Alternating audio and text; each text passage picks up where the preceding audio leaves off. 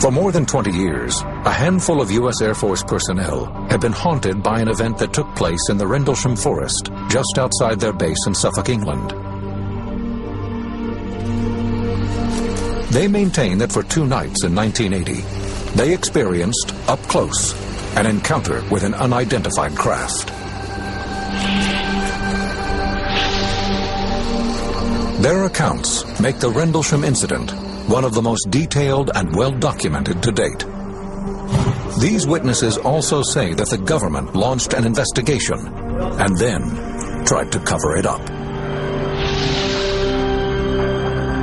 This event has an eerie similarity to a sighting nearly 33 years earlier, when an extraterrestrial spacecraft allegedly crashed near a military base in Roswell, New Mexico. Both stories involve eyewitness accounts from respected officers, government investigations, and classified records and evidence. This really was the Holy Grail. This was certainly Britain's most famous UFO case. There's no doubt about it. This is Britain's Roswell. It appears to be maybe moving a little bit this way. It's coming this way. It is definitely coming this way. This is unreal. What really happened in the woods outside the Woodbridge Bentwaters Air Base in December 1980? If you contact the Pentagon about what happened December 1980 at RAF Woodbridge, England, they're going to tell you right now nothing happened there. People need to step up to the plate and say something. It happened, and it was real, and someone else visited Rendlesham Forest in 1980.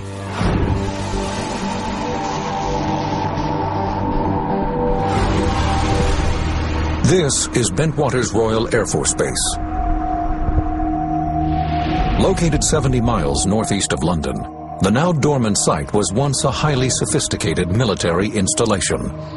The main function of the twin bases there was to support the NATO effort in case of a war in Europe. We would go ahead and mobilize our A-10 aircraft to support whatever war effort we were told to do. In 1980, with Cold War tensions near their peak, Bentwaters and nearby Woodbridge air bases are operated by about 12,000 U.S. Air Force personnel, making it one of the largest NATO complexes in all of Europe. But the site, bordered by the dense Rendlesham forest, has a secret. This was Bentwaters' weapons storage area.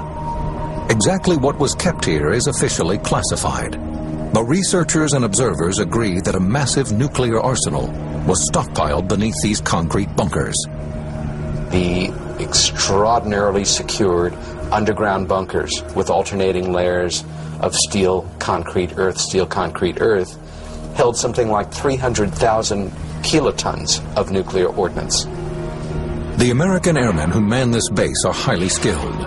They're trained to deal with life and death situations with a cool, clear head. And that makes the events at Rendlesham even more mysterious, because what they saw on Christmas night 1980 made these thick-skinned military men shudder with fear. It's 3 a.m. Airman John Burroughs is patrolling the east gate of Woodbridge Air Base, part of his normal routine as a security policeman. Security did the airfields, weapons storage areas, and stuff like that. You controlled the entry of the base. The 20-year-old has been with the Air Force for almost 2 years and has been stationed at Bentwaters for about 1.5 years. Tonight, there is nothing to observe but the stars overhead. It was cold that night. It was a clear night, pretty much. You know, it was a clear night. There's a little bit of fog. As he's walking, his superior, Bud Stevens, pulls up in a truck. He tracked me down and said, let's ride around for a while. The men drive into Rendlesham Forest. Suddenly, Sergeant Stevens notices a strange light in the woods, just off the road. He said, whoa, is that normal? And I looked out and there was just a weird glow in the woods. I said, no, it's not normal. Burroughs can't shake a bad feeling. You know, you just felt a real sense of danger or something wasn't right. There were different colored lights, you know, like you see on a Christmas display, different colored lights that were blinking on and off. Alarmed, the men speed back to the gate to call the flight desk from a secure phone line. They do not want to broadcast the information over their radios. At Burroughs' insistence, the call is transferred to the base's Central Security Control, or CSC. The shift commander dispatches 26-year-old Sergeant Jim Peniston to the site.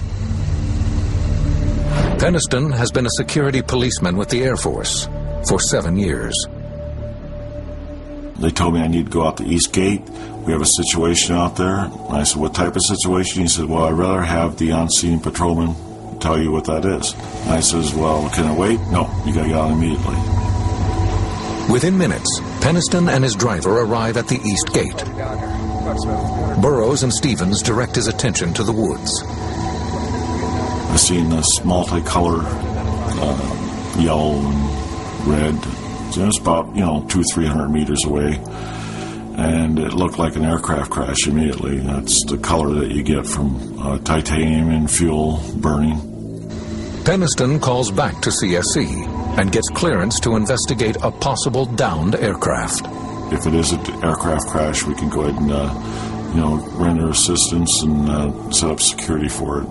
As part of standard procedure, Sergeant Peniston tries to gather information from Bud Stevens. And I said, well, do you hear it crash, Bud? He said, no, it didn't crash.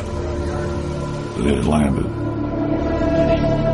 Stevens is too frightened to help with the investigation. He returns to his post, while Burroughs and Peniston proceed without him. Soon after, they speed off with a driver and head toward the mysterious light. When they can no longer maneuver the vehicle around the dense trees, Burroughs and Peniston proceed on foot.